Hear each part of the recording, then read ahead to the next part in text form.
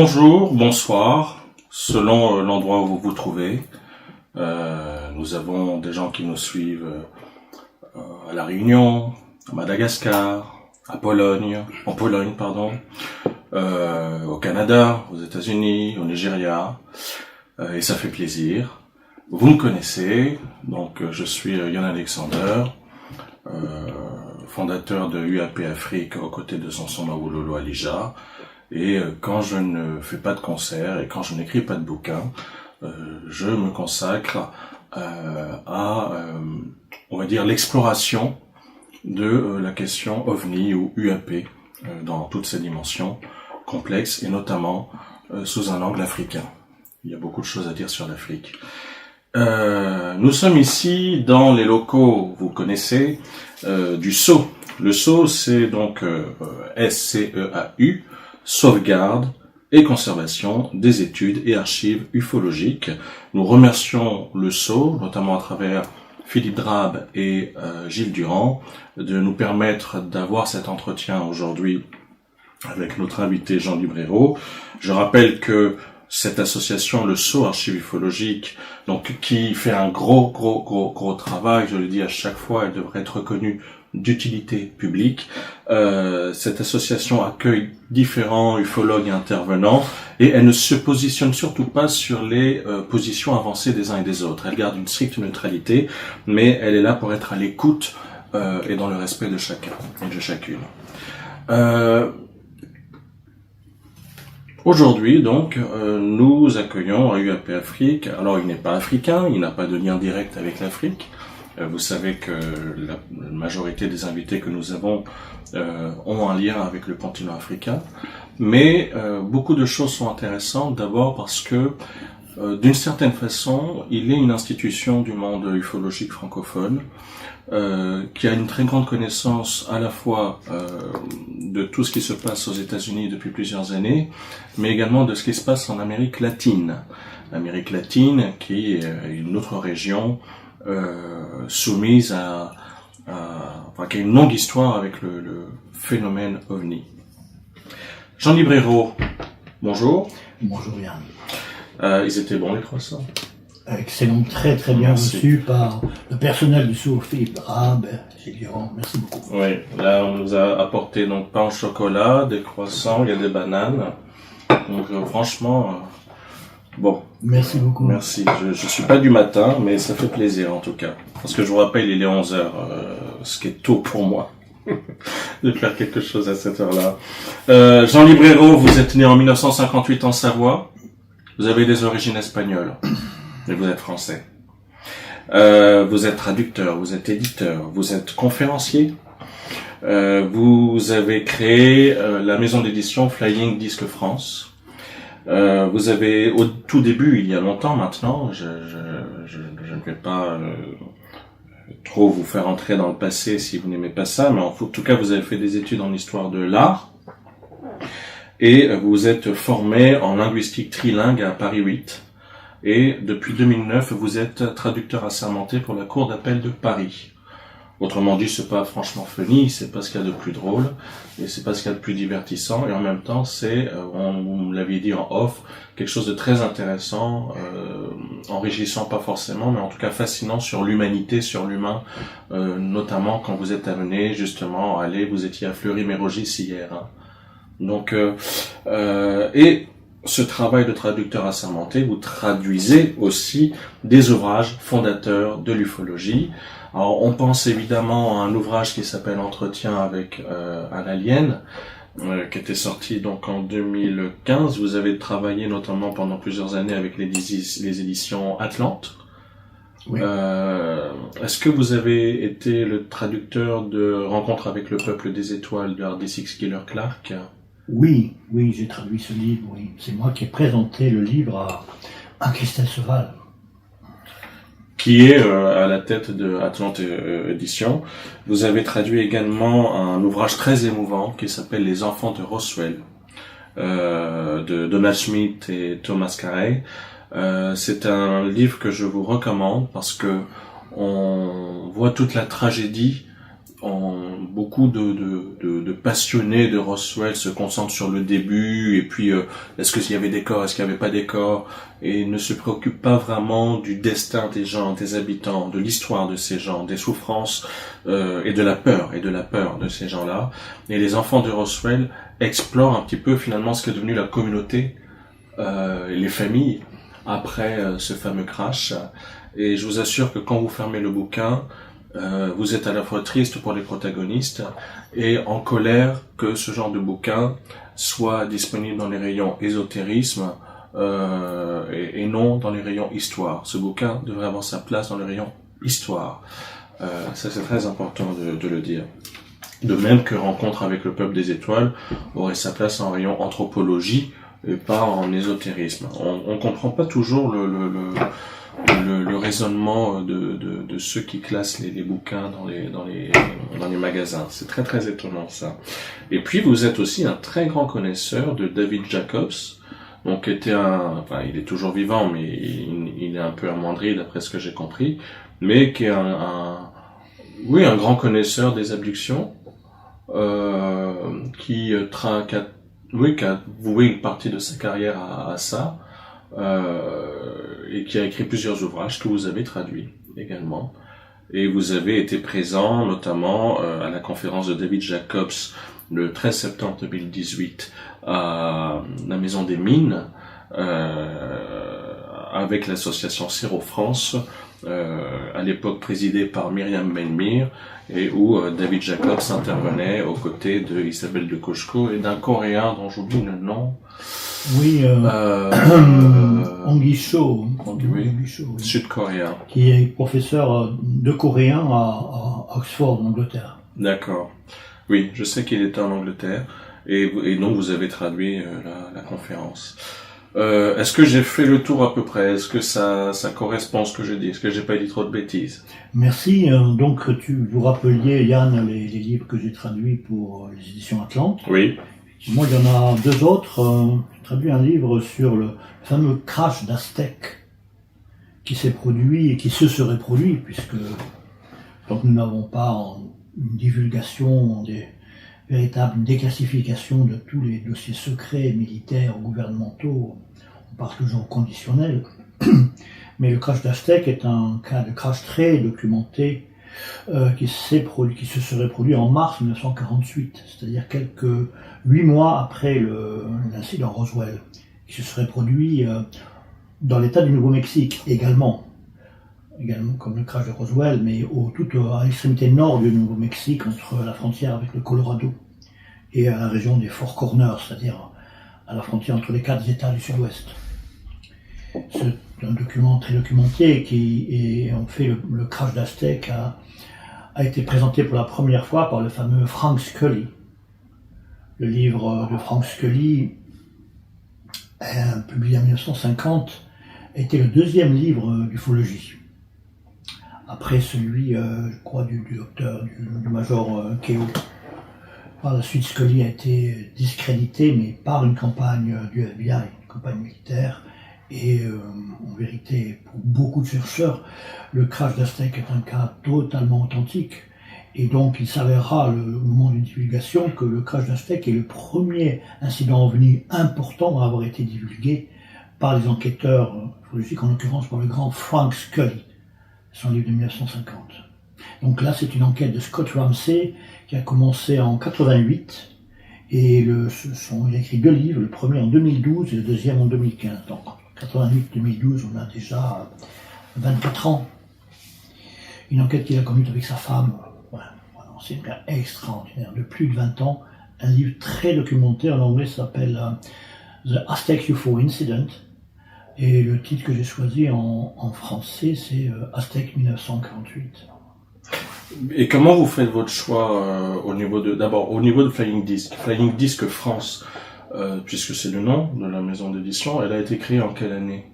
Donc, comme vous avez rappelé, Yann, j'avais connu Christelle Seval, justement au moment où je cherchais un éditeur pour le livre Rencontre avec le peuple des étoiles, puisque j'avais lu ce livre d'Ardis Killer. J'avais contacté l'éditeur américain qui est Patrick Wigg, le directeur de Anomalist Books. Et il m'avait dit, on m'a mis en contact avec l'auteur, et donc il s'agissait de chercher un éditeur, et j'avais simplement contacté Christelle Cheval pour qu'il m'aide à chercher un éditeur, parce que je ne pensais absolument pas que sa maison d'édition serait intéressée par ce livre. Et il y a eu un coup de foudre immédiat, ce que je comprends, parce que, comme vous le savez sans doute, Yann, ce livre a un gros succès. C'est un très très bel ouvrage, vraiment. Et donc, je comprends que même en le lisant en anglais, il était impressionné. Et donc, j'ai moi-même proposé quelques livres à Christelle Cheval, dont le livre Aztèque, dont Les Enfants de Roswell, dont le livre de David Jacobs. Et bon, un livre qui s'appelle Connaissance interdite, Forbidden Knowledge, qui ne concerne pas spécifiquement l'ufologie, indirectement. C'est le cas de Jason Quitt, qui est un expérienceur, une personne qui a pratiqué les sorties hors du corps depuis très jeune, et qui a tout un vécu très riche, donc il se trouve dans ce livre Connaissance interdite, qui est très peu commenté par la communauté OVNI, alors que vraiment, d'ailleurs je pense un de ces jours faire une émission sur ce livre. Et par la suite, donc, j'ai cessé la collaboration avec Christelle Cheval, avec Sur Atlante. En 2019, eh bien, j'étais en contact avec Philip Mantle, l'auteur, le chercheur, l'ufologue Philip Mantle, qui par ailleurs a créé une ligne éditoriale sur Amazon qui s'appelle Flying Disc Press, écrit en 2015. Donc quand je l'ai connu en 2018, il avait déjà plus d'une quinzaine de livres publiés, et il m'a fait la proposition de créer un compte. Une branche française. Voilà, tout un compte Amazon ici, et de représenter une fenêtre de livres de langue anglaise, mais principalement des livres de Flying Disc Press. D'accord. Mais sans que notre contrat soit fermé ni rigide. Il m'a aucun moment de faire signer un contrat dans lequel je m'engageais à ne publier exclusivement les livres. C'est la question que j'allais poser. D'accord. Il y a un libre arbitre, quoi. Tout à fait, vraiment. Et je remercie ici Philippe Mantle devant le public français pour sa générosité et évidemment par la liberté qu'il m'a accordée. Et donc, du coup, c'est un peu grâce à Philippe Mantle que vous avez, en tout cas, vous avez un choix possible d'ouvrages à traduire en français pour le public francophone. C'est lui qui vous suggère des idées, qui vous suggère des ouvrages, ou comment vous faites, ou est-ce que vous tapez sur Google, cherche ouvrage à traduire, comment ça se passe cette démarche de traduire? Donc Flying Disc Press est une ligne éditoriale, donc tous les livres publiés par Flying Disc Press en Grande-Bretagne, qui sont distribués également aux États-Unis, dans tout le monde anglophone, bien entendu. Tous les auteurs ont des contrats avec Philip Mantle, avec Flying Disc Press, bien sûr. Et Flying Disc Press éditait un contrat à mon intention pour chaque livre.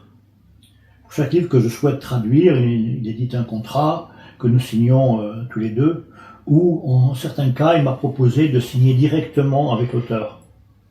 Ce qui est une forme de générosité de sa part, lui-même s'entendant par la suite avec l'auteur pour un partage des royalties sur le livre en langue française. Mais c'est soit des contrats avec Philip Mantle lui-même, représentant Flying Disc Press, soit un contrat avec l'auteur directement. Voilà. Et le choix que j'ai fait était totalement libre. Il m'a souvent demandé si je souhaitais, si j'acceptais de publier tel ou tel livre. Je lui ai répondu concernant ma vision et puis les priorités au moment voulu, au moment en question.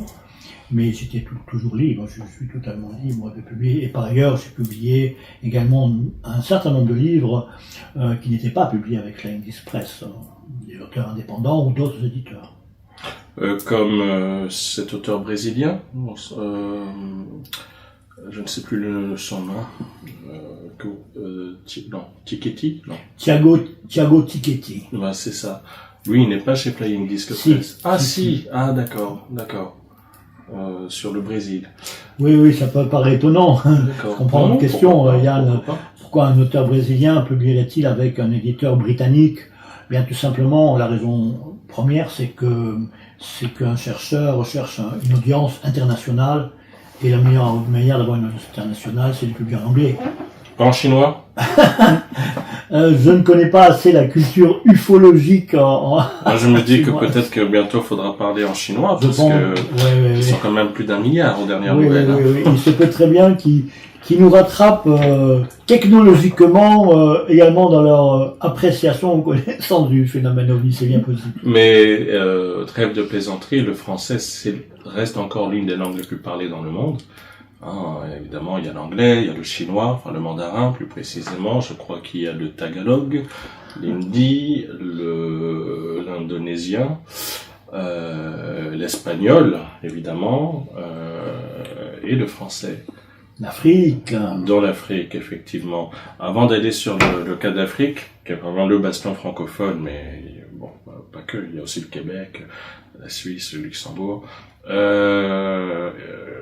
Belgique. la Belgique. Combien de bouquins vous avez édités à Flying Disc France? On sera 18 bientôt. C'est beaucoup, hein. C'est beaucoup. Oui, quelquefois je me suis dit, mais vraiment, j'ai commencé en 2019. Ça veut dire depuis 2019, on est en 2025, c'est 4 à 5 publications par an, facilement. Oui, ça aurait pu être plus aussi, mais il faut savoir, comme vous le rappelez, Yann, que je suis presque à la retraite. Enfin, j'ai droit à ma retraite, mais je travaille encore un peu dans les tribunaux, dans les juridictions.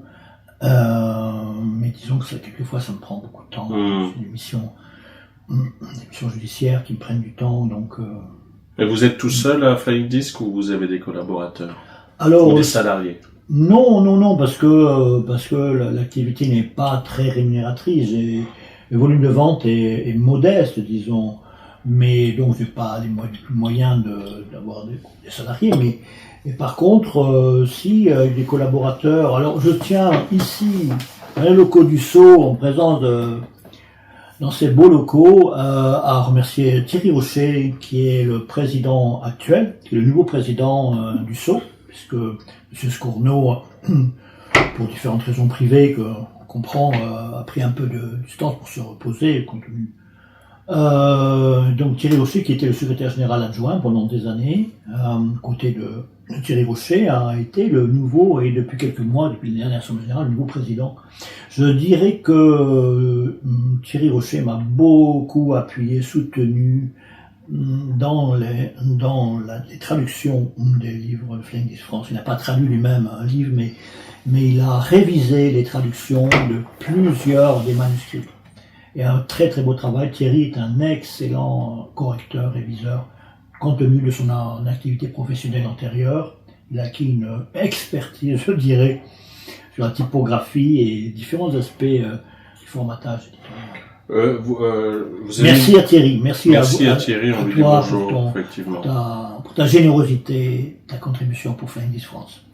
Vous traduisez de l'anglais en français, mais est-ce que par exemple vous pourriez traduire de l'espagnol au français aussi, ou est-ce que votre spécialité c'est vraiment l'anglais? Non, je suis traducteur d'espagnol principalement en fait. Enfin, dans les activités judiciaires. Mais justement, est-ce que Flying Disc Press Flying Disc France a des projets par exemple de traduire des ouvrages d'ufologues espagnols? Oui, c'est un souhait, c'est une... Espagnol, argentin, ou chilien, ou péruvien. Oui, bien sûr. Vous savez, Yann, qu'un livre a été publié en 2023, c'était en fin 2023, début 2024, consacré à l'incident du caporal Valdés. Oui, au Chili, oui. Oui. Un très beau livre qui m'a été présenté par Thierry Gaulin, le président de l'association OVNI Languedoc. Et donc il m'a mis en contact avec Patricio Abouselme, qui est un Chilien qui vit actuellement aux États-Unis avec sa femme et ses enfants. C'est aux États-Unis pour des raisons économiques, mais un très très beau livre, un livre magnifique. Mais qui n'est pas traduit en français. Si, il a été publié avec Flying Disc France. Ah. Oui. D'accord. Il ne se trouve pas actuellement sur le site parce que j'ai eu des soucis avec le formatage auprès d'Amazon. Alors comment les gens peuvent se le procurer? Alors pour l'instant il n'est pas en ligne, mais ça fait Ça fait presque un an que je dois reformater ce livre. D'accord. C'était en échange de fichiers pendant 1 mois et demi ou 2 avec Amazon. Et comme j'avais d'autres activités, d'autres livres en cours, je n'en peux plus, je laisse. Pour l'instant, je mets en stand-by. Mais ce livre a été publié et été en ligne pendant 3 ou 4 mois. Puis j'ai voulu faire une petite révision concernant, je ne sais plus quel aspect du format éditorial. Et là, impossible de le faire valider le téléchargement. Quelquefois, Amazon est un petit peu compliqué à comprendre ce qu'ils attendent. Ce qu'ils veulent. Vous dépendez uniquement d'Amazon ou est-ce que vous réfléchissez à d'autres alternatives pour écouler vos ouvrages? Au niveau de l'édition, Amazon, au niveau de la production, Amazon est un outil très pratique parce qu'il nous évite d'avancer les fonds. Bien sûr. On peut également publier des livres électroniques, des audiobooks. Kindle. Maintenant, on m'a conseillé différentes options pour la distribution. Donc, c'est vrai que je pense passer par un distributeur. Également contacter des enseignes comme certaines enseignes de commerce. Hein. On commerce également les entités Fnac qui peuvent être démarchées individuellement parce que les Fnac ont des pôles autonomes maintenant. Ah, d'accord, ça je le savais pas. Ça c'est très intéressant. Beaucoup de démarches à faire. Depuis que Flying Disc a été créé, quel est l'ouvrage qui a eu le plus de succès? Les ouvrages qui ont le plus de succès. En l'occurrence, ce livre que vous avez signalé, Yann, Contact OVNI au Brésil, qui est un livre très volumineux. Je ne sais pas si vous l'avez déjà vu, mais il est très long. C'est un format, je m'en rappelle plus, c'est un format très spécial, compte tenu du volume de mots, du volume. Donc il est long, il est large, et il est très épais. C'est un pavé, comme on dit physiquement, et en volume, oui. Et ce livre, donc, je l'avais mis il était à un prix relativement bas par rapport au marché. Il était, je crois, à 27 € au TTC, plus frais de port, mais qui est très modéré par rapport au volume, par rapport à ce qu'est le livre. Mais je ne m'y attendais pas, mais il s'est très bien vendu. C'était une grosse surprise, ce livre a un gros succès. À mon avis, parce que les gens s'intéressent au Brésil. Hein. Oui. Je me rappelle que j'ai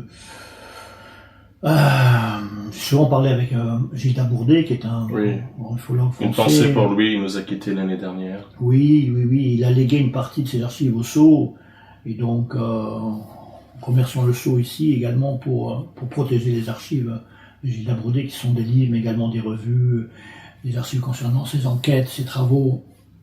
Gilles me disait que le cœur de l'ufologie mondiale n'est pas les États-Unis, contrairement à la légende urbaine, si on peut dire. Le cœur de l'ufologie mondiale, c'est le Brésil. Et alors, ça peut paraître étonnant, mais on fait, on a déjà parlé, vous et moi, Yann, on fait caractéristiques.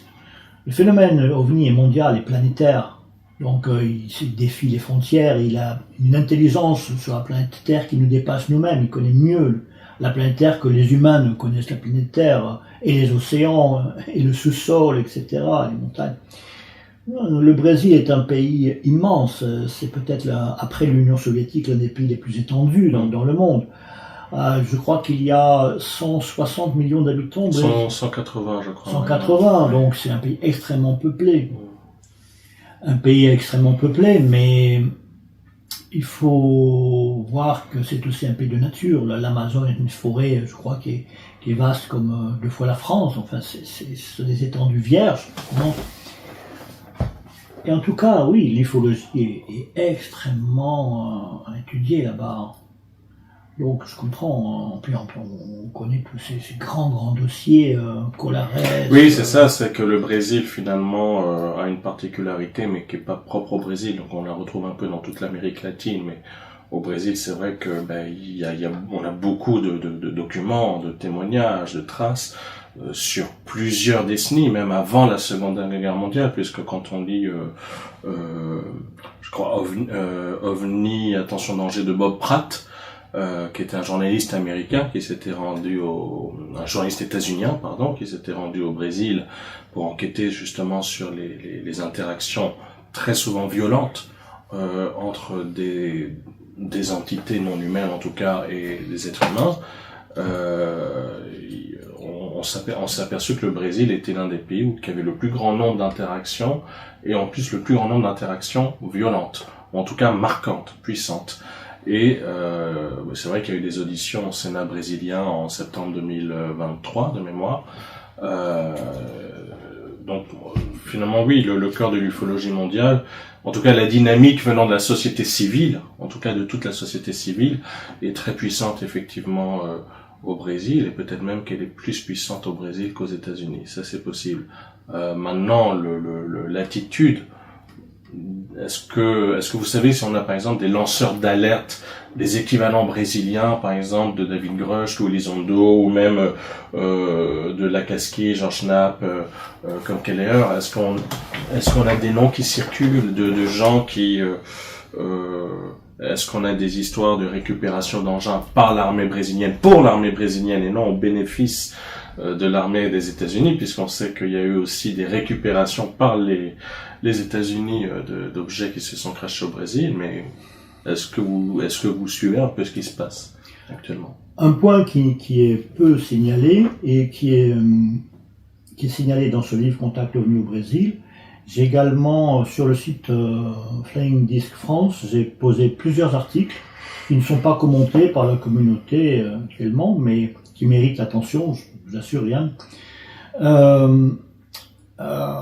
Il faut savoir que Tiago Tiquetti est actuellement le président du MUFON Brésil, et il est également le directeur général d'une grosse association d'ufologues brésiliens, et il est surtout il a été le second de Agi Guevard, le grand ufologue Agi Guevard, qui a organisé le premier forum ufologique mondial en 1997.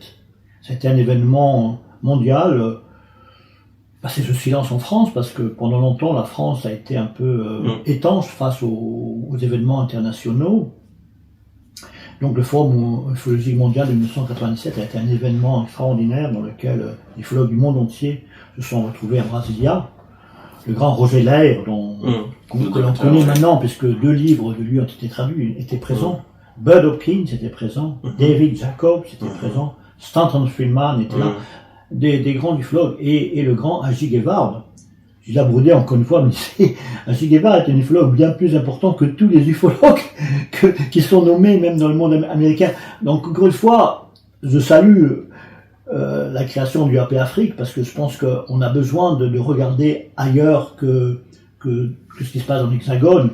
On apprend tellement des choses sur l'Afrique avec le temps. Il y a peut-être des chercheurs qui sont dans l'ombre et qui un jour s'adresseront à Yann et diront, tu sais, ça fait des années que j'ai travaillé sur des sujets, mais j'ai jamais trouvé une oreille attentive, et là tu m'as donné le courage d'être moi-même un whistleblower, un lanceur d'alerte, et ce sera vraiment un bon cadeau, peut-être quelqu'un qui viendra du Congo ou d'Afrique du Sud.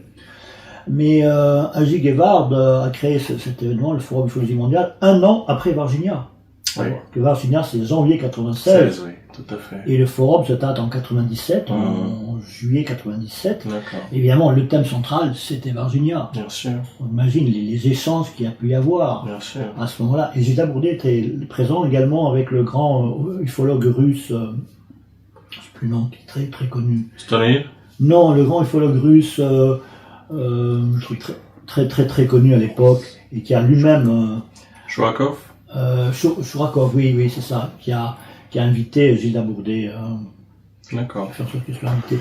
Mais en 2010, parmi les articles qui sont publiés sur le site Flying Disc France, ce sont des articles que j'ai traduits avec l'autorisation de Tiago Tiquetti, et de Agi Guevard, il n'était pas encore décédé. Oui, il nous a quittés il y a 2 ans. Oui, et qui était le directeur de la Revista UFO. Oui. Ou Revista OVNI, qui est actuellement la plus ancienne revue ufologique dans le monde. D'accord. Elle a été créée après la Flying Saucer Review britannique, mais comme la Flying Saucer Review a cessé de paraître... Donc c'est la seule qui est encore en existence. Ah oui, il y a un patrimoine extraordinaire d'enquête, la Revista OVNI, Revista UFO du Brésil. Et donc dans la Revista OVNI, qu'on trouve en ligne, on trouve beaucoup d'articles en ligne, sur le site de Revista UFO, on trouve les interviews qu'a fait Agi Guevard avec le général Pereira en 2010. D'accord. Parce qu'en 2010, il y a eu une importante déclassification d'archives militaires, d'archives du renseignement militaire brésilien. Alors, ils n'en sont pas toutes les archives, mais c'est un volume. Et donc, il y a eu un article très long d'Agi Guevara pour expliquer donc l'action des militaires. Il y a eu des actions populaires aussi, des pétitions auprès des politiques, auprès des congrès, etc. Et il y a eu une déclassification. Et puis, cette interview, j'ai traduit la moitié. La moitié d'interview qui fait plus d'une douzaine de pages. J'ai traduit, elle est sur... Donc, il y a eu les événements en 2023, mais en fait, les Brésiliens sont les premiers à avoir déclassifié. Les militaires sont les premiers à avoir déclassifié. Oui. C'est pas très peu, c'est peu commenté. C'est peu commenté. Ils sont les premiers. Bon, après, on déclassifie ce qu'on veut bien déclassifier quand même. Hein. Vous lirez l'article, c'est intéressant. On salue au passage le fabuleux travail de Rony Vernet, brésilien, qui de ma génération, et qui notamment a parcouru la frontière entre le Pérou et le Brésil suite à des attaques il y a 2 ans, des villageois amérindiens qui ont été attaqués. Et donc, il a fait un travail d'enquête incroyable et ça a fourni une partie de la matière pour un documentaire qu'il a réalisé qui se concentre sur les interactions entre les peuples amérindiens de cette région, la frontière Pérou-Amazonie, mais pas que, puisqu'il y a une autre partie sur l'autre partie du Brésil. Et allez le voir, c'est sur la chaîne de Rony Vernet, R-O-N-Y, espace V-E-R-N-T. C'est un documentaire saisissant, il faut prendre le temps de rentrer là-dedans. Si vous êtes impatient devant une soucoupe et puis des gens qui se font enlever, passez votre chemin, c'est pas du tout l'objet. Hein. C'est vraiment un documentaire profond qui prend le temps de s'installer et il y a des images saisissantes.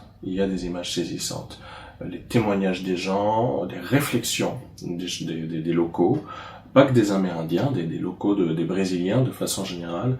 Je vous assure, c'est un documentaire qui vaut le coup d'être vu. C'est même scandaleux vu la qualité de certaines images qui soient peu mis en avant dans la communauté ufologique mondiale. C'est vrai qu'il y a encore effectivement, comme vous l'avez plus ou moins sous-entendu, c'est vrai que finalement il y a une sorte de biais de conditionnement de la communauté ufologique qui se focalise à tout prix sur les États-Unis, un petit peu sur l'Europe, et où on a l'impression que finalement l'Amérique latine, l'Afrique, l'Inde n'existe pas, la Chine n'existe pas, ou à peine. C'est vrai que c'est très curieux. À qui la faute? Bon, il y a après, comme je disais souvent, ovni ou pas, l'Afrique souvent n'intéresse pas grand monde. Hein, ça faut être honnête là-dessus.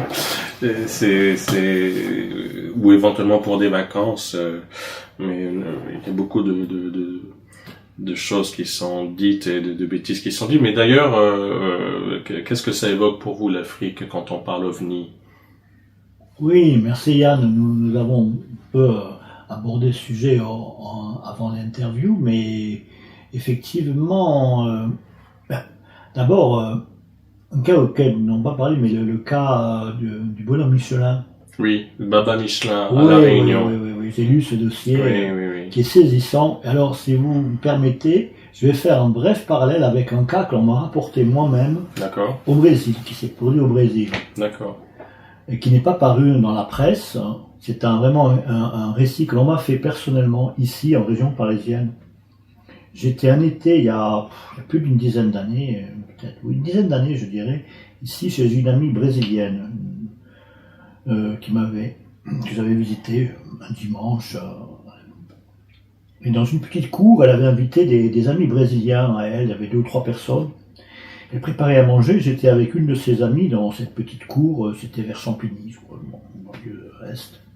Je parlais à cette amie à elle, que je ne connaissais pas, brésilienne, et je ne sais pas pourquoi j'ai eu cette tentation de lui dire, est-ce que tu as entendu parler de cas, d'expériences bizarres, les extraterrestres, des ovnis au Brésil, parce que on en parle beaucoup, on a beaucoup parlé du Minas Gerais, de cas donc dans les États forestiers.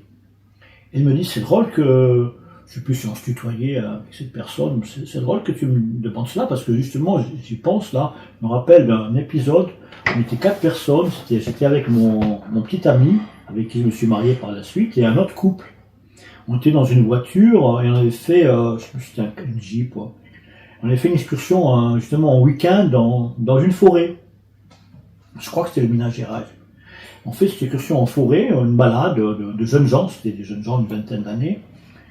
Et sur ce chemin, dans cette forêt, en plus elle m'a indiqué la ville ou la région précise dans ce territoire immense.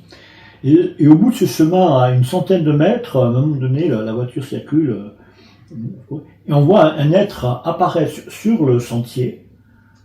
Alors lui, c'était incroyable, il était de couleur orange vif, comme une orange, mais énorme. Énorme, une grosse boule. Et une grosse tête, je crois qu'il m'a décrit des yeux globuleux, il m'a décrit une tête ronde, sans cheveux, je crois. Et quand il a vu là où notre voiture a pilé, parce que le conducteur a eu peur, mais qu'est-ce que... À ce moment-là, il s'est immobilisé lui-même sur ce chemin, et il a filé hors du chemin, et il m'a filé une vitesse comme un athlète olympique, quoi, une vitesse incroyable qu'on n'aurait jamais imaginé avec un être aussi volumineux. Alors, c'est pas plus m'ont pas essayé de penser au Michelin. Voilà. Oui, bah, de toute façon, oui. C'est un épisode que la personne était relativement jeune, devait avoir 30-35 ans, donc ça devait être passé 10 ans avant, au moins, donc il y a une vingtaine d'années, aujourd'hui, peut-être les années 2000. D'accord, donc relativement récent quand même. Relativement récent. Oui, mais de toute façon, c'est intéressant parce que c'est là qu'on voit, là, cette personne, elle n'a jamais témoigné auprès d'une association officiellement, elle n'a jamais témoigné auprès d'un organisme et tout. Et donc, ça veut dire évidemment la somme des gens qui voient des choses qui sortent du consensus habituel et qui ne disent rien, qui ne vont rien enregistrer, qui le gardent pour eux et dans le cadre de discussions informelles est assez saisissant. Donc bien malin celui qui peut prétendre que il n'y a rien parce que les gens n'ont rien dit. Ben voilà, les gens n'ont rien dit, mais si des gens ne vous disent rien, c'est peut-être qu'ils estiment que vous n'en valez pas la peine qu'on vous le dise. Hein. Après tout, il faut aussi que le témoin ait confiance pour pouvoir se livrer, même dans un cadre informel, sur ce genre d'histoire. Après tout. Ce qui me fait penser, on parlait des Sud-Américains, c'est vrai qu'il y a aussi, comme en Afrique, une forme de sensibilité. Chez beaucoup, attention aux généralités, chez beaucoup, mais je me rappellerai toujours en septembre 2021, nous étions à une fête à Porte de Bagnolet, et chez une amie d'origine espagnole, et il y avait ce jour-là des Péruviennes qui étaient là. Et vraiment des Péruviennes, on pouvait pas se louper, c'était vraiment des Péruviennes qui venaient vraiment, c'était des citadines, hein, mais on voyait bien qu'elles avaient vécu leur jeunesse vraiment dans les hauteurs dans les villages des montagnes. Et je me rappellerai toujours, parce que j'avais beaucoup de pensées négatives, c'était effectivement, en plus, on était, alors il y avait plus de confinement, mais enfin c'était encore l'époque Covid, donc c'était pas spécialement agréable. Et j'ai donné un coup de main pour débarrasser la table, et je me rappellerai toujours de cette Péruvienne au moment où on est que tous deux, on est seulement tous les deux, et je suis en train de commencer à laver les assiettes, et cette Péruvienne me dit en espagnol. Il ne faut surtout pas, alors que nous n'avons pas parlé de ça du tout, hein, il ne faut surtout pas que tu crois que ce qui t'est arrivé, c'était un rêve. Tu as vraiment vécu ce que tu as vécu.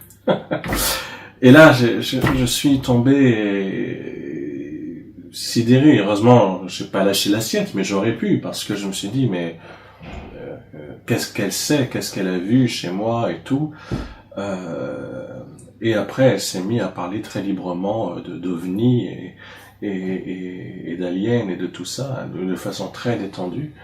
Et ça, je l'oublierai jamais. Je ne l'oublierai jamais parce que je ne l'ai pas vu venir, et je me suis dit, ça c'est, il y a des gens qui sont peut-être qu'il y a des populations où il y a une habitude, une forme d'intuition qui se transmet de génération en génération, une sensibilité à l'environnement. Est-ce que c'est quelque chose que vous constatez quand vous allez en Colombie et vous avez un pied à terre?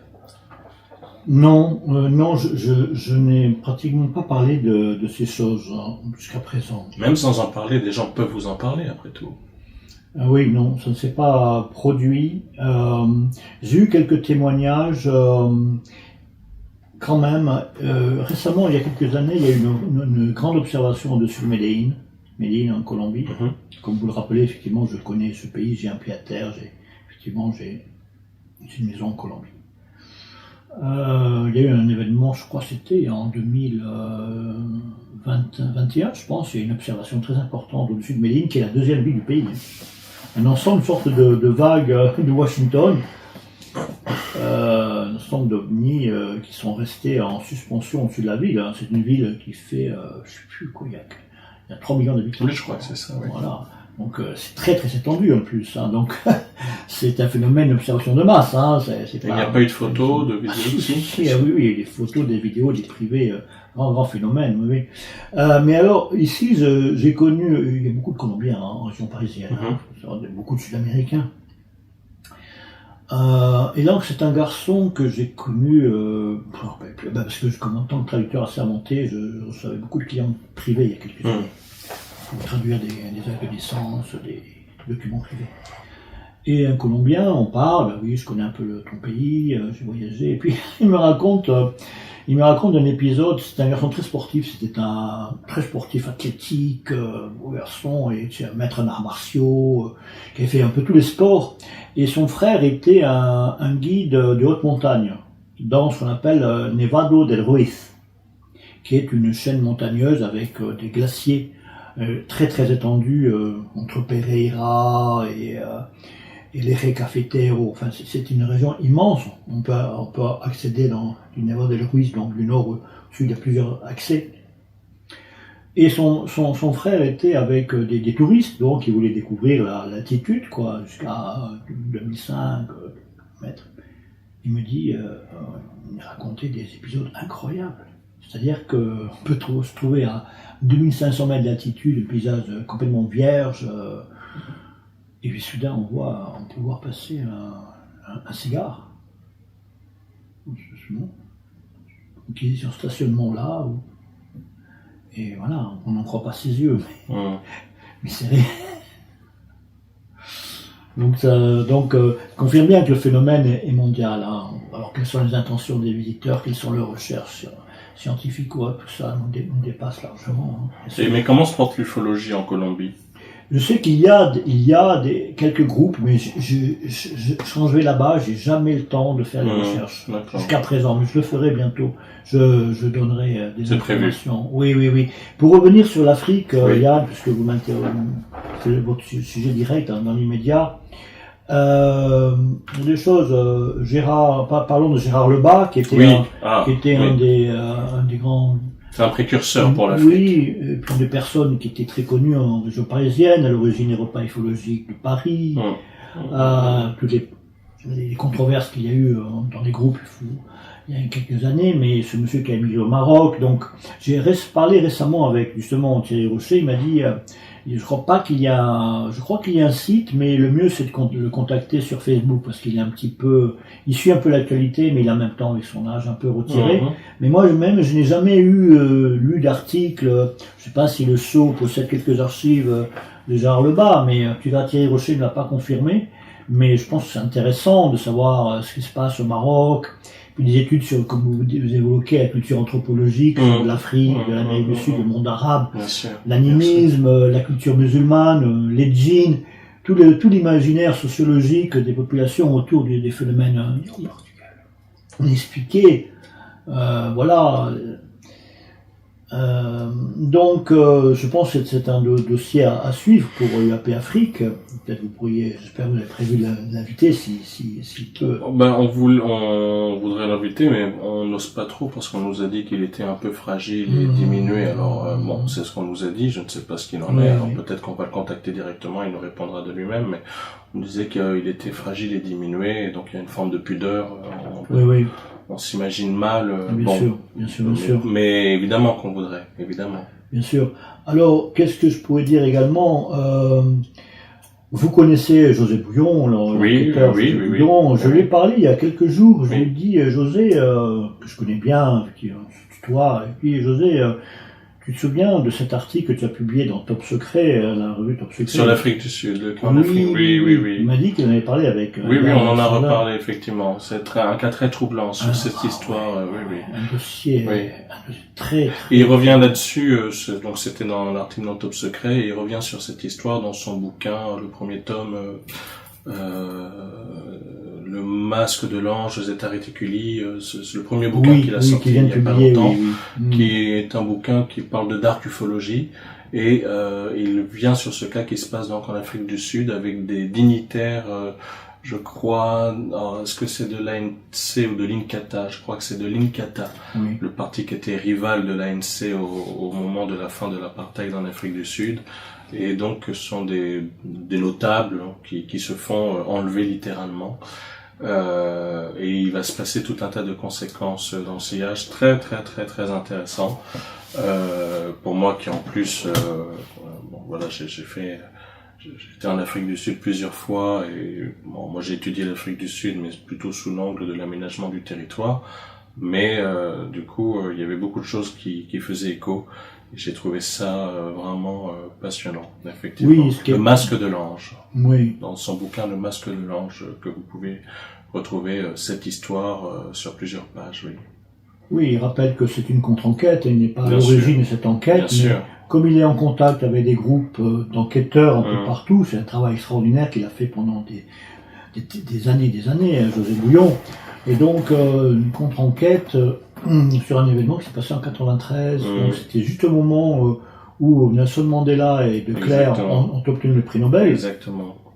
C'était une réunion secrète entre l'Inkatha, le parti des Zoulous, et le président De Clercq, une délégation. Et donc, un énorme vaisseau qui mesurait au moins 400 mètres de long, qui s'est posé sur ce cortège, qui roulait de nuit. Il y avait 3 véhicules officiels, plus 4 véhicules militaires qui les encadraient. Un objet gigantesque s'est posé sur la route et les véhicules ont été immobilisés et ils ont été enlevés, ils ont été absorbés dans le vaisseau, ils ont été enlevés. Et le vaisseau a été observé en plusieurs endroits, à des distances de plus de 1200 km à l'intérieur.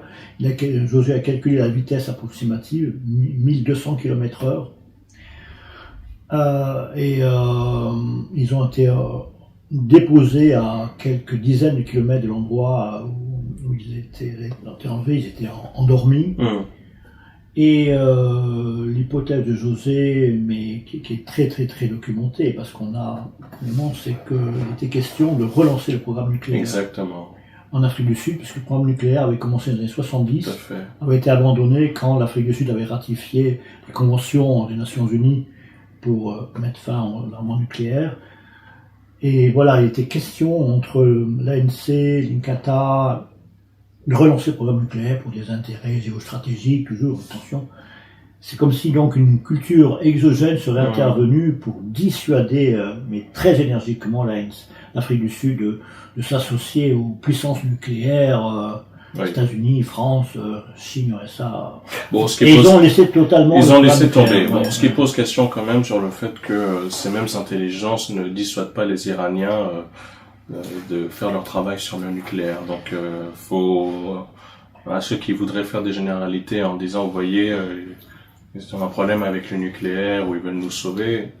Attention, parce que manifestement le Pakistan travaille sur le nucléaire à fond, les Iraniens travaillent sur le nucléaire, et pour le moment il n'y a pas de dissuasion a priori de la part d'intelligence exogène pour les empêcher de travailler là-dessus. On ne sait pas ce qui peut arriver. On sait qu'actuellement les États-Unis, la Russie, la France et la Grande-Bretagne actuellement on parle de la Troisième Guerre mondiale, parlent de l'arme nucléaire. Mais que se passerait-il si vraiment un président français ou le président russe, le président américain décidait d'utiliser d'une manière ou d'une autre une arme nucléaire? Il se peut qu'à ce moment-là, on serait confronté effectivement à l'action des puissances exogènes de ces cultures stellaires. À voir. Donc nous ne sommes pas encore malheureusement devant le précipice, mais La À question voir. est toujours ouverte. La question est ouverte. Cela dit, comme disait quelqu'un récemment, quand les bombes nucléaires ont été lancées sur Hiroshima et Nagasaki, personne ne les a empêchés. Voilà, donc il faut toujours le rappeler. Là, on a effectivement dans une partie du monde ufologique des courants qui sont accrochés à l'idée de nos grands frères de l'espace, frères et grandes sœurs de l'espace bienveillants. Ils n'ont pas empêché le tsunami, ils n'ont pas empêché de bombes nucléaires d'être larguées, ils n'ont pas empêché les génocides, ils n'ont pas empêché la guerre au Rwanda, on le rappellera. Bref, ils n'ont pas empêché beaucoup de choses finalement. Donc, et voire des fois, ils ont fait des choses qui sont assez effrayantes, puisque au niveau des enlèvements, au niveau des interactions comme au Brésil, il s'est passé beaucoup de choses plutôt dramatiques. Moi, ce qui m'intéresse, c'est de savoir qu'est-ce qui fait que quelqu'un qui a fait histoire de l'art, qui est traducteur assermenté, s'intéresse aux ovnis. Quand est-ce que c'est venu cette histoire? Et pourquoi? Quand? Pourquoi? J'étais fasciné par la question très jeune, en adolescence. Je dormais à la campagne, dans un pavillon, dans un petit village dans la région toulousaine, et je dormais toujours, en été, j'avais toujours fenêtre ouverte. Donc, si un ovni se pose dans le champ à côté, je vais pas le manquer, parce que si je le manque, je vais jamais me le pardonner. Et voilà, mais j'ai lu à l'époque, à l'adolescence, j'ai lu pas mal de choses, mais j'avais complètement laissé tout cela avec l'étude universitaire, carrière. Comme vous disiez tout à l'heure, on m'a remis le livre Alien Interview en 2013. Et j'ai contacté Lawrence Spencer, l'éditeur, et il m'a lui-même proposé, je crois qu'il a compris mon intention. Je n'avais même pas dit que je souhaitais le traduire, j'ai simplement échangé sur les contenus du livre, et il m'a dit si vous voulez le traduire, je vous donne l'autorisation. Et donc par contre, c'est lui-même qui l'a édité. Il l'a édité en français, et c'était édité en plusieurs langues, en allemand, en portugais. Oui. Cet ouvrage est culte maintenant. Oui, je pense qu'il y a beaucoup à méditer sur les contenus de Entretien avec l'alien. Bien sûr. C'est très intéressant. On est en 2025 et quand on entend certains lanceurs d'alerte ou certains militaires qui se livrent maintenant, ou pas que des militaires, mais des gens qui parlent, beaucoup de choses font écho à ce qui est dit dans cet ouvrage. Alors c'est saisissant. On se dit soit on est face à un mouvement de mensonges très bien organisé par des believers, des croyants, ou soit il y a vraiment quelque chose de réel et c'est très perturbant. Ça a été mon livre de chevet pendant plusieurs années, même si ça m'a empêché de dormir aussi. Entretien avec un alien, c'est le titre français exact, c'est Entretien avec l'alien. Entretien avec l'alien. On trouve même des versions PDF accessibles en ligne maintenant. Vous tapez sur Google, effectivement. Alors, c'était une grosse expérience, je peux vous assurer, Yann, ça a été une expérience douloureuse de traduire ce document. Douloureuse dans le sens où c'était une tension nerveuse très très. Ah oui, oui. Si le lecteur déjà a une tension nerveuse en le lisant, je me mets à la place de celui qui est en train de traduire. Effectivement, je comprends. C'est un ouvrage qui fait pas plaisir à tout le monde. Il est loin de faire consensus. Mais et attention, il faut pas prendre pour argent comptant tout ce que dit cet ouvrage. Et l'éditeur le rappelle d'ailleurs, Spencer en début. Mais vraiment, il y a des choses qui sont intéressantes. On va s'intéresser à un ouvrage. Alors, vous n'avez pas fait la traduction directement, c'est Renaud Joseph qui a fait la traduction, mais vous êtes repassé derrière un petit peu, je crois, pour faire des corrections, une relecture, on va dire. Je suis éditeur, Yann. Oui. Donc, en tant qu'éditeur, le livre, il est publié par l'éditeur, donc je suis responsable. Bien sûr. Donc, tous les manuscrits sont révisés Et voilà. et révisés de révision. Bien sûr. Je vous montre le titre français, donc c'est Skinwalkers au Pentagone, le témoignage de membres du programme secret OVNI du gouvernement américain, Flying Disc France, par Com Kelleher, James Lacasky, vous connaissez forcément James Lacasky, George Knapp, vous connaissez aussi, ce sont des références, et cet ouvrage, en fait, donc c'est la version française, la version originale est sortie En 2021. 2021. Et donc c'est, oui, 230 pages. Et alors, c'est très intéressant de lire cet ouvrage parce que il montre que tout ce qui se passe actuellement n'est pas que le fruit de David Grush ou de Lou Elizondo, qui sont un peu la vitrine médiatique et entre guillemets digeste pour le grand public. Là, on rentre vraiment avec Skinwalker au Pentagone. On rentre vraiment dans, j'ai envie de dire, un mélange de bureaucratie, de technologie et de sordide. Oui, sordide, de choses terrifiantes en tout cas. Oui. Oui, bien sûr. Comment vous résumeriez cette histoire? Enfin, comment vous résumeriez ce bouquin, s'il fallait en parler? Parce que, bon, il est question de Robert Bigelow, milliardaire, dont on s'aperçoit qu'en fait, il est plus qu'essentiel dans tout ce qui se passe dans le processus de disclosure actuel. Instrumental, comme on dit en anglais, instrumental. Bien sûr, c'est pas simplement un milliardaire qui finance pour ses propres recherches personnelles, c'est quelqu'un qui est puissant, en fait. C'est quelqu'un de très puissant. Oui, Robert Bigelow n'est pas le personnage. Il y a plusieurs personnages qui sont à l'origine, donc bien sûr, de ce livre, mais surtout du contenu de ce livre, qui est le programme ASAP, oui. Donc on fait ce livre Skinwalker au Pentagone, at the Pentagon, Skinwalker au Pentagone, j'ai gardé le même titre, la même couverture d'origine, d'ailleurs, avec l'autorisation des auteurs. En fait, explique effectivement, présente le programme secret du Pentagone, qui a été en tout cas mal présenté à partir de 2017 avec l'article du Pentagone et non, le New York Times. Le New York Times, je veux dire, et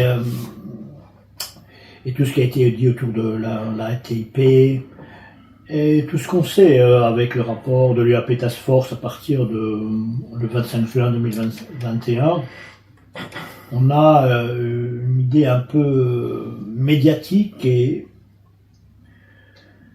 donc ce livre est tout simplement écrit premièrement par James Akatsky, qui est le authentique directeur du programme AOSAP. Le programme secret du Pentagone s'est jamais appelé ATIP. Le programme secret du Pentagone s'appelle l'AWSAP. C'est un programme qui a été actif entre septembre 2008 et décembre 2010. C'est un programme qui a été dont le responsable la DIA, la Defense Intelligence Agency. C'est un programme donc autorisé par le Pentagone à travers un des organismes de la DIA qui est le Defense Warning Office, donc qui était un département spécialisé dans la défense antimissile, défense spatiale, dont l'un des directeurs était James Akatsky. On rappelle la signification de AWSAP, Advanced Aerospace Weapon System Applications, donc système avancé d'armes, système avancé d'armes aérospatiales, d'armes avancées aérospatiales. C'est le programme. Oui. Je fais une traduction littérale. Oui, c'est ça, on traduirait comme ça. D'armes aérospatiales avancées. Programme d'application d'armes aérospatiales avancées. C'est intéressant quand même que quand on parle d'OVNI et d'entités non exogènes, un programme financé à hauteur de millions de dollars met l'accent sur les armes.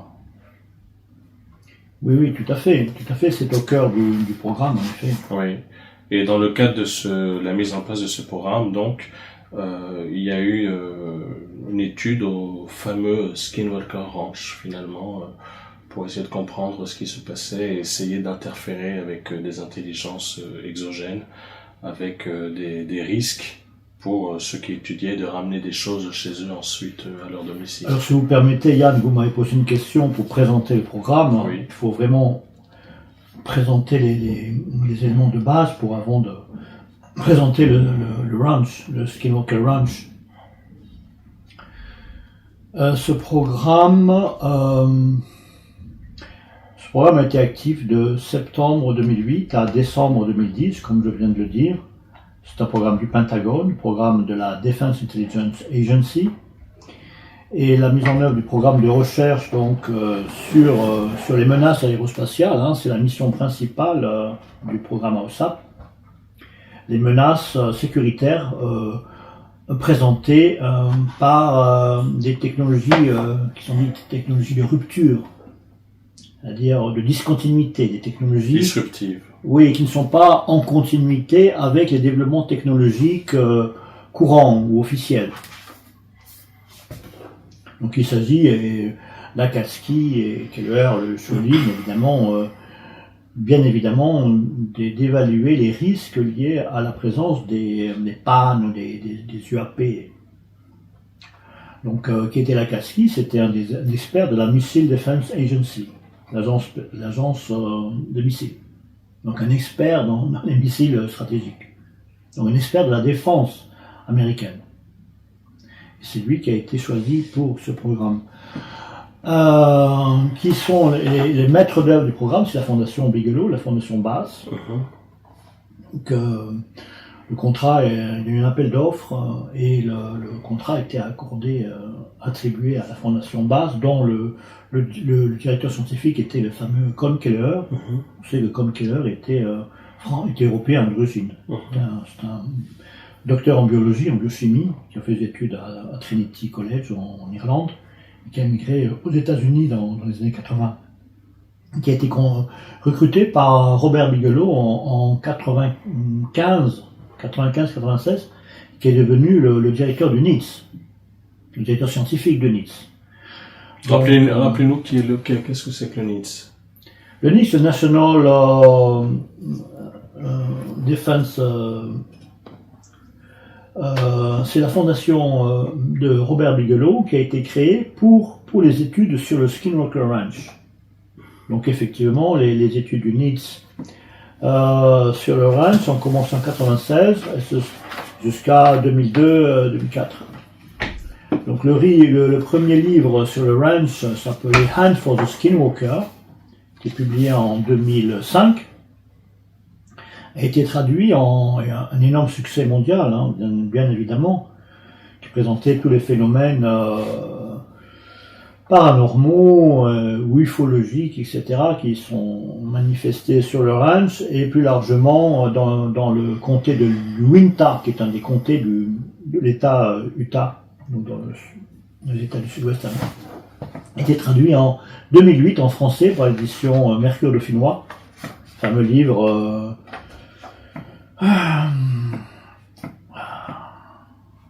sorti en Dauphinois, La science confrontée à l'inexpliqué. Donc il est important de rappeler tout ce contexte. Le livre, qu'est-ce qu'on peut dire? Le programme a commencé après que Lakatsky, qui était un haut responsable de l'agence de défense américaine, ait lu le livre Hunt for the Skinwalker. D'accord. Il a voulu rencontrer Robert Bigelow. Oui.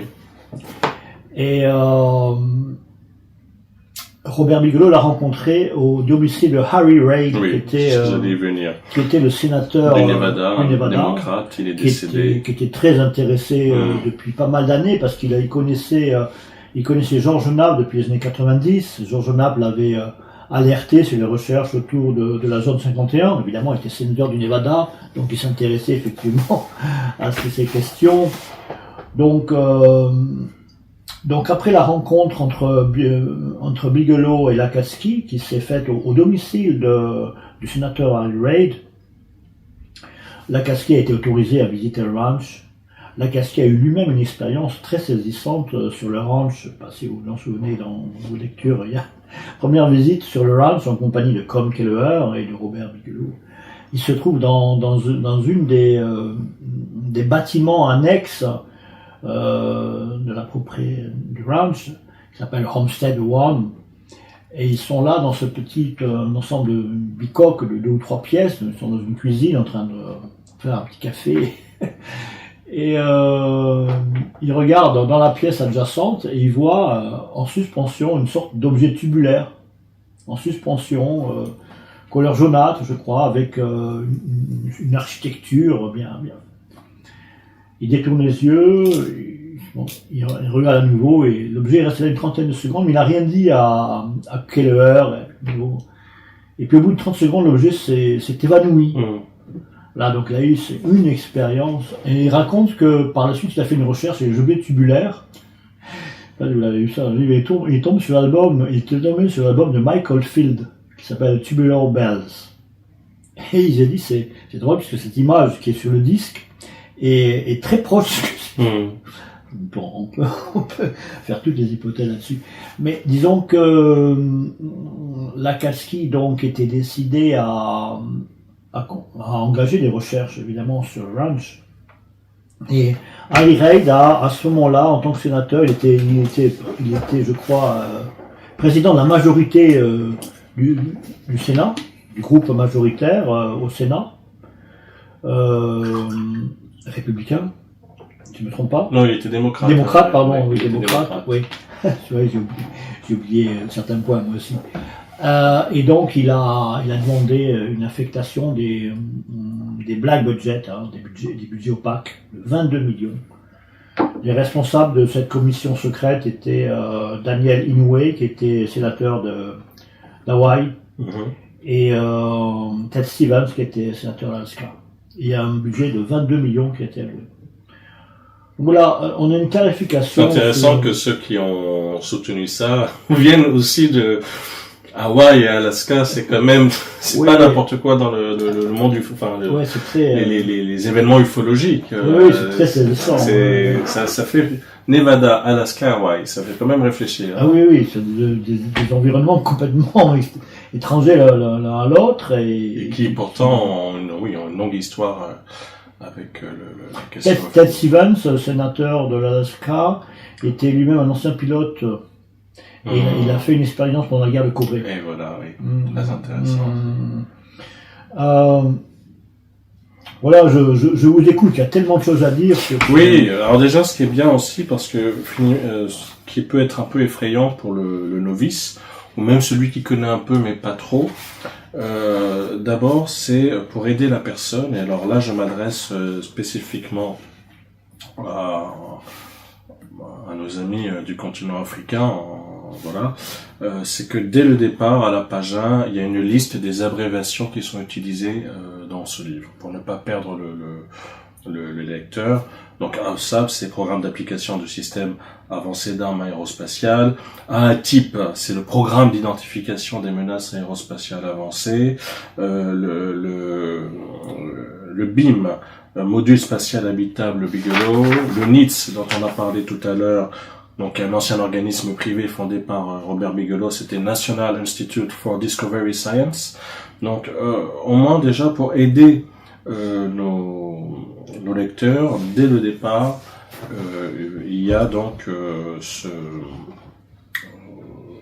ces abréviations de SCIF, parce que le SCIF, ça c'est quelque chose qui revient souvent dans beaucoup de podcasts sur la question OVNI en ce moment, site à informations sensibles compartimentées. Ce qui est d'ailleurs terrifiant quand on lit cet ouvrage, comment le formuler ? C'est que on est noyé, on est face à des services, une multitude de services hautement classés, hautement compartimentés, qui échangent peu les uns avec les autres finalement. Et rien que ça, cette abondance d'organismes peut décourager quelqu'un de s'intéresser à la question OVNI en fait. Ça c'est très saisissant. Est-ce que c'est voulu même? Je sais pas si c'est voulu, mais si on fait pas attention, on s'y perd. Quelqu'un dira, mais moi je lâche l'affaire.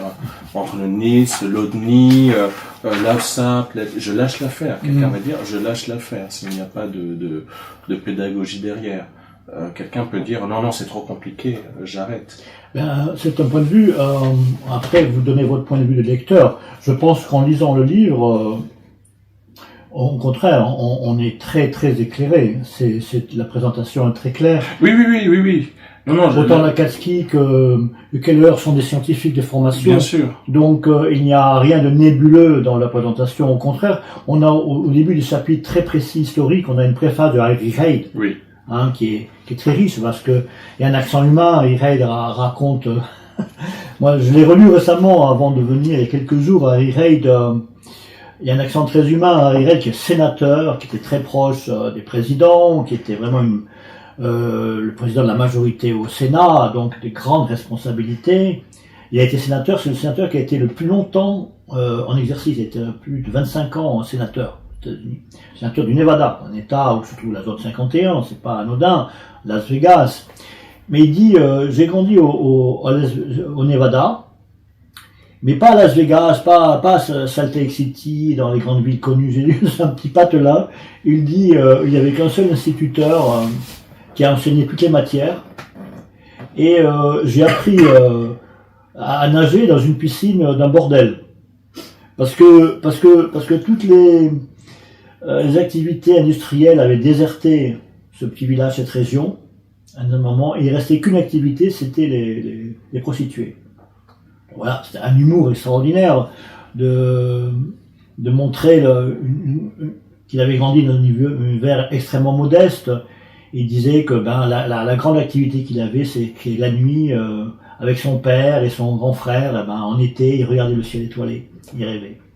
Voilà, un aveu humain, une ingénuité, d'une modestie, d'une simplicité extraordinaire.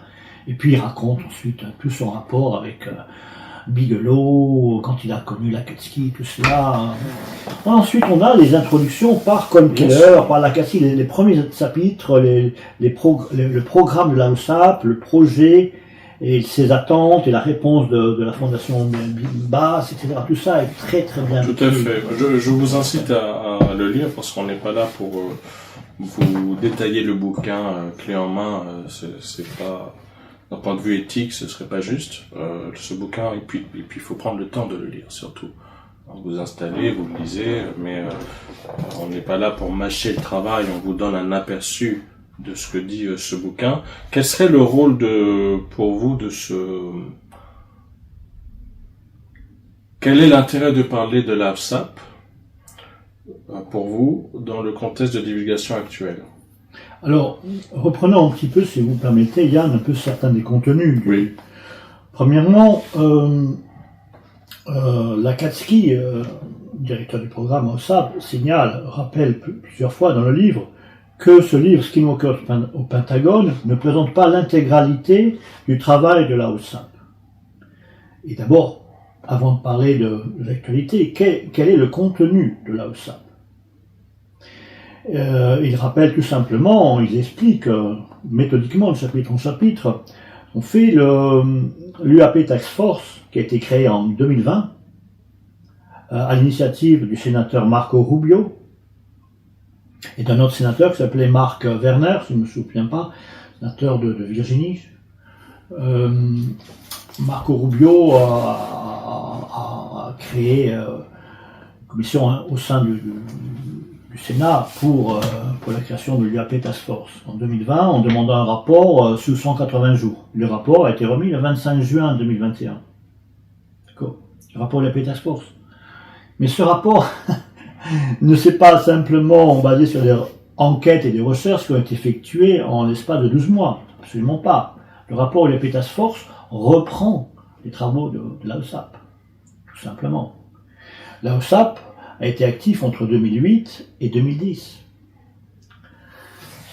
Lakatsky explique que ce livre donne les rudiments, les jalons, l'architecture générale de ce qu'a été la OSAP. La OSAP a remis 38 rapports qu'on appelle des DIR, Defense Intelligence Reference Documents, qui sont des rapports, chacun très volumineux, qui ont été remis à la DIA. À la défense. Donc le contenu de l'enquête de 2 ans et 3 mois, c'est-à-dire de 27 mois entre septembre 2008 et décembre 2010, avec entre 50 et je crois près d'une centaine de chercheurs spécialisés, d'experts dans toutes disciplines, qui ont été recrutés par la OSAP. Plus d'une centaine d'experts de toutes disciplines scientifiques ont été actifs au sein de la OSAP à partir de septembre 2008, et les entretiens de recrutement qui étaient faits par Colm Kelleher. Est-ce qu'ils savaient qu'ils travaillaient sur quelque chose en rapport avec les ovnis? Oui, je ne parlerai pas moi-même. Oui. Il faut entrer dans le... À la fin du document, donc vous avez la liste, vous avez dans l'annexe 1, oui. Vous avez toute la liste des rapports de la OSAP, et c'est sur quoi insiste Lakatsky. Les travaux de l'OSAP sont transparents, ils ont été tous communiqués à la DIA. Ils sont en possession de la DIA, qui n'a pas divulgué, on n'a pas déclassifié ces rapports. Ils sont dans les mains de la DIA, et la grande partie des contenus de l'OSAP sont encore secrets. On a certains aperçus dans le livre. Donc on nous donne un aperçu du travail financé par la DIA. Outre les rapports, les 38 documents, on a Eric Davis, on a Al Puthoff, on a les plus grands savants. Sachant qu'Eric Davis, qui est un grand médecin américain, a travaillé lui-même sur le NITS.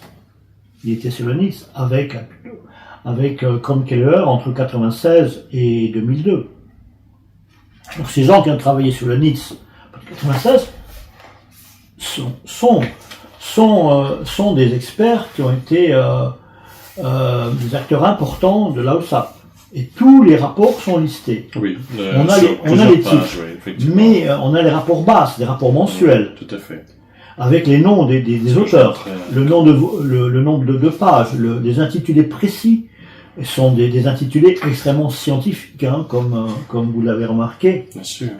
Donc, propulsion par masse négative, tomographie quantique des états d'énergie négative dans le vide.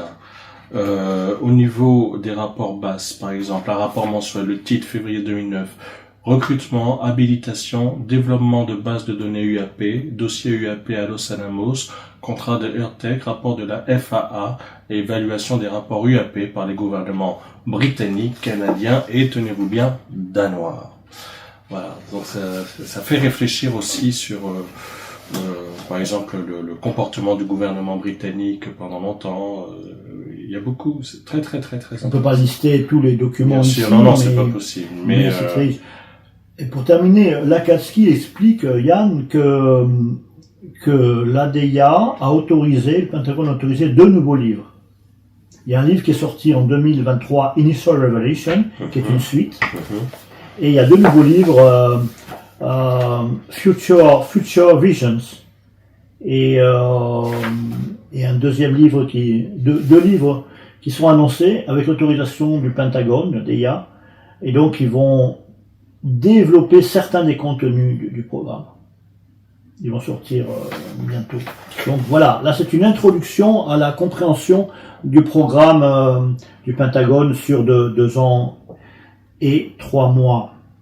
Maintenant, pour parler, si vous permettez, Yann, de quelques contenus, on peut tous un seul contenu, après j'écouterai vos questions, mais un contenu que l'on peut évoquer, c'est tout simplement le tic-tac. Bien sûr. Alors le tic-tac a été très évoqué après le rapport de la Task Force en 2021, bien évidemment. Mais encore une fois, Colm Kelleher le souligne, il s'étonne que quand on a fait l'écho en 2021, l'enquête ne se soit pas approfondie par les différents enquêteurs qui ont commenté le rapport et qui l'ont développé, qui ont fait de l'enquête sur le tic-tac, n'a pas été faite par l'UAP Task Force fondée en 2020. Et avec le rapport en 2021, absolument pas. Le tic-tac est un phénomène qui s'est produit, qui a été observé en 2004. Donc en 2021, on est 15 ans après. D'accord. Il y a eu des enquêtes sur le tic-tac, il y a eu plusieurs enquêtes sur le tic-tac, beaucoup de personnes, mais Elizondo lui-même, tellement s'est entretenu avec David Fravor, etc., avec ses pilotes. Mais l'enquête initiale sur le tic-tac a été faite en 2008. En 2008, pas par les personnes qui ont été médiatisées. L'enquête initiale sur le Tic Tac a donné à deux rapports, un rapport initial de Jonathan Axelrod, pour le bref, pour la WhatsApp, et un rapport plus long de plus de 140 pages transmis à l'DEA, a été fait entre 2009 et 2010. Donc on est très longtemps avant l'UAP Task Force. Et pourquoi? Eh bien tout simplement parce que le Tic Tac, les premiers témoignages sur le Tic Tac, datent tout simplement des entretiens de recrutement qu'a fait Colm Kelleher au moment où il a recruté le personnel pour la USAP. En 2007, il a connu un officier, un colonel qui s'appelait Douglas Kurth, qui était un colonel pilote de l'air, pilote de l'US Navy, donc l'aviation de la Navy, l'US Navy. Et c'était un pilote de F-18, et il dirigeait une escadrille qui s'appelait les Red Devils. Donc c'est un pilote chevronné qui était en fonction dans l'escadre de l'USS Nimitz. Donc avec le Princeton et un certain nombre de vaisseaux, et donc sur l'USS Nimitz, il y avait entre autres l'escadre qui s'appelait le Red Devils, dirigé par le colonel Douglas Bloch. Donc c'est pas un pilote amidote, c'est un pilote chevronné, bien placé pour parler. Donc il se trouve que Colm Kelleher faisait un entretien pour l'engager au sein de la OSAP pour certaines recherches, bien évidemment. Et c'est là qu'il lui a confié les observations de 2004. C'était totalement, ils étaient bouche bée, parce que il y avait la consigne du silence au sein de l'armée en 2008. Donc, Colm Kelleher a transmis toutes les informations, parce qu'il a donné les noms des pilotes, il a donné les noms de toutes les personnes qu'on pouvait interroger, entre autres David Farrell. Il a donné ces informations à Lakatsky, directeur du programme, et Lakatsky a transmis à Jonathan Axelrod, qui était l'un des enquêteurs principaux au sein d'AOSAP, qui était lui-même un militaire chevronné, qui avait lu le livre Hunt for the Skinwalker, le livre de 2005, il l'avait lu en Afghanistan. Parce que Lakatsky, Axelrod était en mission, non pas en Afghanistan, pardon, à Bagdad, en Irak. dans la zone verte, la zone où se trouvaient les militaires américains. Alors, Lakatsky en plaisante, mais ils étaient confrontés à l'horreur de la guerre en Irak, et en même temps, ils lisaient les phénomènes effrayants, mystérieux qui se passaient dans l'Utah, avec le Dogman, et des phénomènes encore plus effrayants que ce qu'ils vivaient en Irak. Ouais. Voilà, donc tout ce enchaînement d'épisodes est décrit dans le livre. Axelrod a interrogé longuement Fravor et tout cela dès 2008-2009. Donc le premier rapport, les rapports substantiels sur le Tic Tac datent de cette époque-là, non pas de 2021. Donc c'est un exemple des éléments que l'on apprend dans le livre. Il y a eu une sortie récemment, je ne sais pas si vous êtes au courant, le journaliste états-unien d'origine australienne Ross Coulthart a fait une interview comme quoi le Tic Tac c'est de la technologie de rétro-ingénierie Lockheed Martin. Qu'est-ce que ça évoque pour vous? Alors ce sont des questions qui sont évoquées constamment. Je crois que j'ai écouté ce matin, hier, j'ai écouté quelqu'un qui est l'objet de beaucoup de controverses aussi, le docteur Stephen Greer. Oui. Il parlait des révélations de Jake Barber. Oui. À qui on doit le programme Skywatcher, oui. Oui, Skywatcher. Alors on l'interroge sur l'objet ovoïde pour lequel Jake Barber a fait des révélations. Oui. Et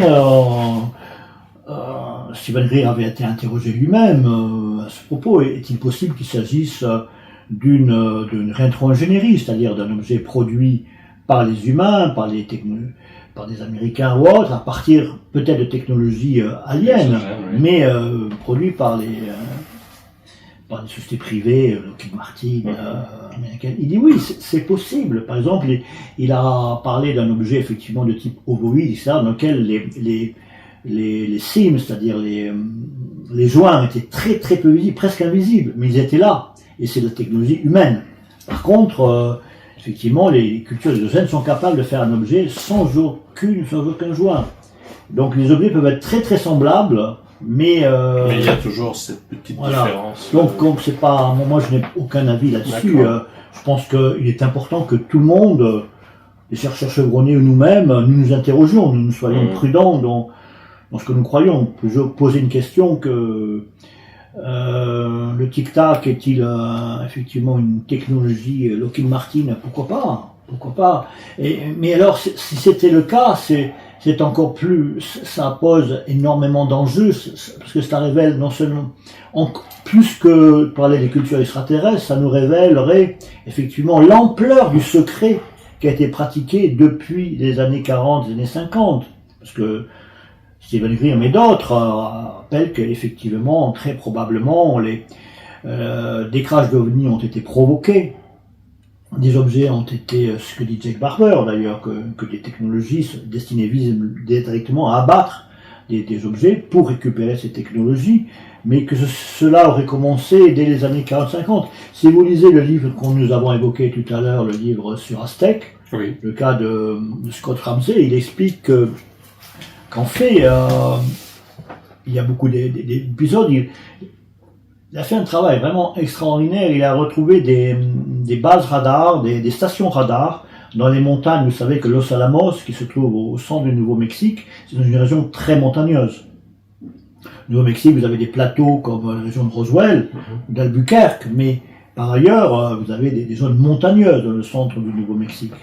Et donc Los Alamos se trouve au centre d'une région montagneuse. Et pourquoi? Bien évidemment parce que c'est beaucoup plus facile de protéger une zone montagneuse, beaucoup plus difficile pour des espions russes ou nazis à l'époque de pénétrer par des avions ou même par terre dans ces zones. La région de Los Alamos. Mais il y avait beaucoup de sites radars. Il a retrouvé des stations radars. Il a fait des recherches dans les archives de l'armée qui se trouve une base dans l'Alabama, un fort qui est très connu, qui sont les archives militaires, je ne sais plus le nom en tête, mais c'est dans l'Alabama. Et il a retrouvé effectivement, avec l'aide de bibliothécaires, les sites. Il est allé visiter ces sites. Il explique qu'en fait, les radars sont un dispositif à micro-ondes. Alors, par exemple, dans la région, dans les années 48, beaucoup de militaires quand ils recevaient les gens qui étaient en poste sur des stations radars en altitude, quand il y avait des changements de tour, une équipe de 5 hommes descend, ils les remplaçaient par une autre, ils redescendaient, ils amenaient des oies sauvages et leur disaient, vous savez, il n'y a pas beaucoup besoin de les cuire parce qu'elles sont déjà cuites. En fait, c'était des oies sauvages, des grues, etc., qui étaient grillées par les émissions radar. Le radar était d'une telle violence que les oies qui passaient, elles étaient cuites sur place, pouf. Alors évidemment voilà. Et en fait, l'une des hypothèses qui est défendue Scott Ramsey par beaucoup d'autres, c'est pas nouveau, c'est que des stations radar étaient posées en triangulation, non seulement pour localiser des ovnis, des objets par triangulation, mais également pour augmenter la force destructrice des rayons radars. Savoir que les radars disent un seul objet qui passe, s'il y en a trois en même temps, il y a une forte probabilité de l'abattre, mais dans le sens où le radar ne détruit pas l'objet, mais désactive le système de navigation. Alors par exemple, pour le cas d'Aztec, on parle souvent de Bob Lazar, qui dit que dans la zone 51, dans la zone S4, se trouve entre autres un objet totalement intact. Il dit même qu'il mesure 30 mètres de long. 30 mètres de long, c'est-à-dire 90 pieds. C'est l'exposé de Lazar. Et il y a une hypothèse comme quoi l'un de ces objets, effectivement, l'objet qui s'est posé à Aztec, sur un plateau, parce qu'il a simplement été désactivé. Il s'est posé comme un planeur. Le système de navigation était désactivé, donc les pilotes n'avaient plus de contrôle. Mais il s'est posé. C'était en plus un objet très très léger. Apparemment, 2 hommes pouvaient le soulever. 30 mètres de circonférence, de diamètre, mais 2 hommes pouvaient le soulever à l'extrémité. Donc les hypothèses qu'on pose aujourd'hui, elles existaient déjà il y a 20 ans, il y a 30 ans. Oui. D'accord. C'est vraiment intéressant cet ouvrage, donc on le trouve sur Amazon actuellement. Oui, il existe en version numérique, en version brochée. Kindle. Un mot sur le Brésil, pour terminer, si vous voulez. George Knapp est allé au Brésil l'an dernier. Oui. Ah, l'an dernier? L'an dernier, il a été interviewé par Bob Belanca il y a 2 mois. De BTLV. Qui traverse une période difficile, on les soutient. Moi, j'ai contribué un tout petit peu, mais si vous voulez contribuer à soutenir BTLV, faites-le. Oui,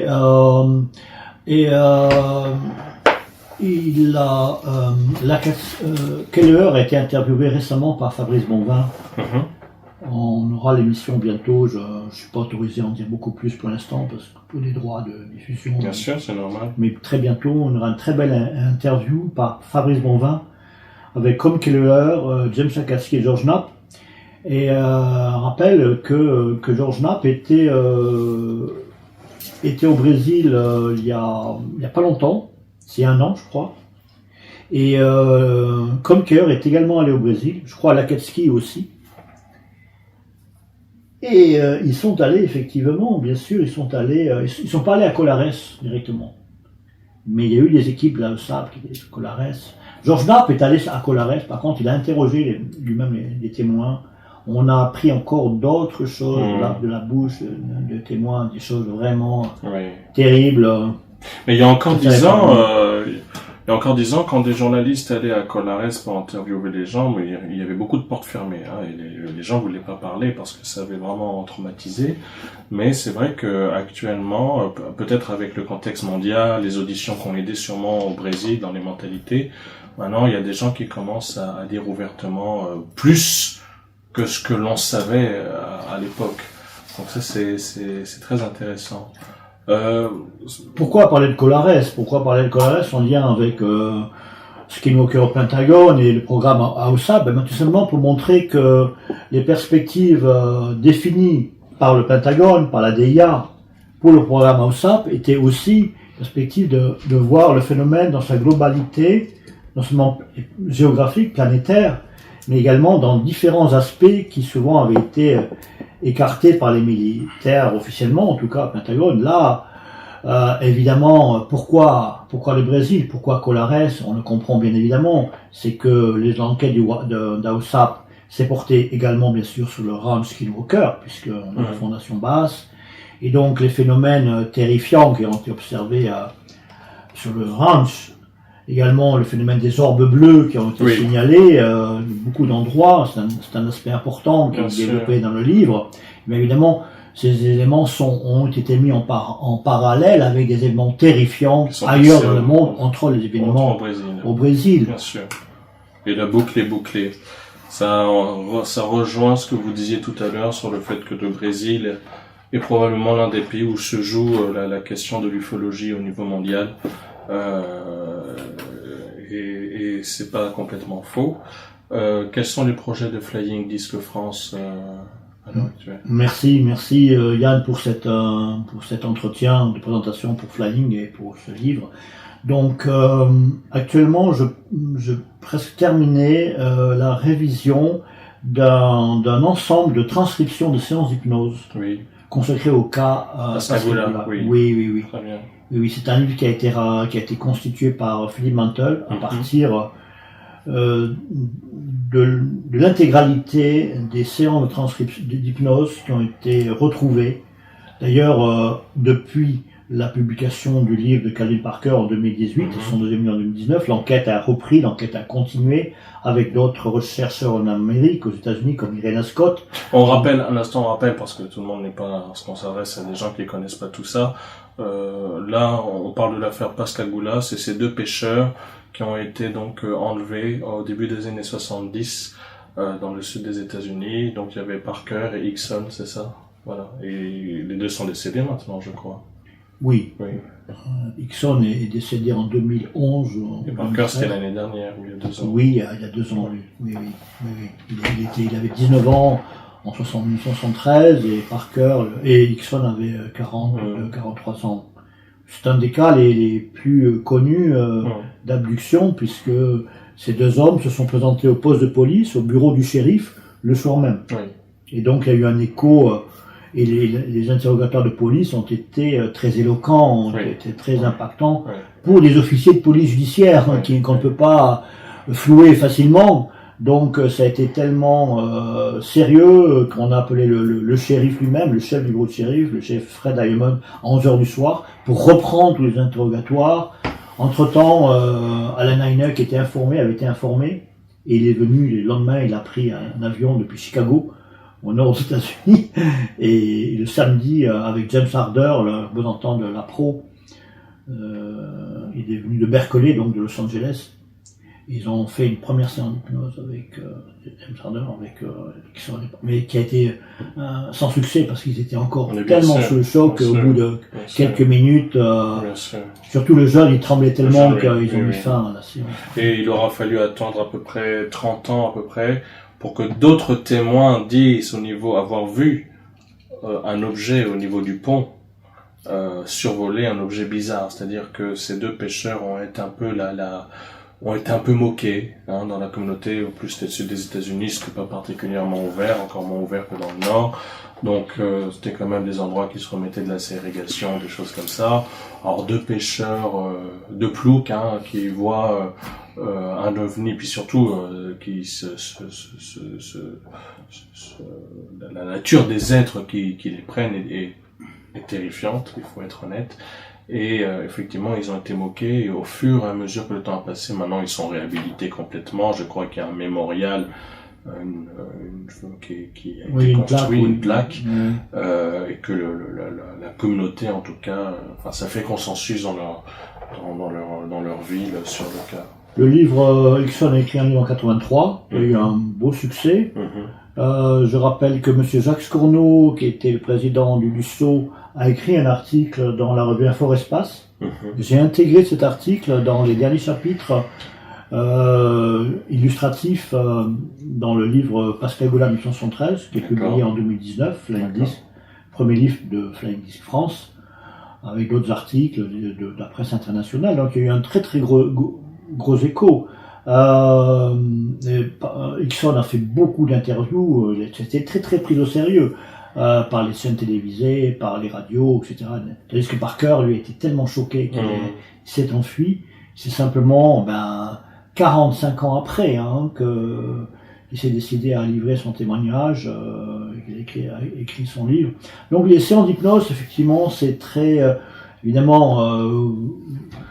Je ne sais pas ce que sera votre point de vue, vous-même, Yann, qui êtes par ailleurs un expérienceur et un enquêteur sur ces phénomènes. Mais disons que, quoi qu'on dise sur l'hypnose elle-même, qui est toujours débattue, d'ailleurs Mantel le dit lui-même, que l'usage de l'hypnose est toujours débattu dans la communauté OVNI, et c'est légitime. Mais en tout cas, on trouve une énorme cohérence, en tout cas, dans les différentes séances qui ont été pratiquées depuis 1973. Je rappelle que une séance a été pratiquée par Kathleen Marden. Oui, dont vous avez traduit un ouvrage aussi, qui est sorti il y a 2 ans maintenant, 3 ans. Oui. Kathleen Marden, qui est la nièce du fameux couple Betty et Barney Hill, que c'était ce couple mixte qui a été donc enlevé dans le nord-est des États-Unis depuis 1961.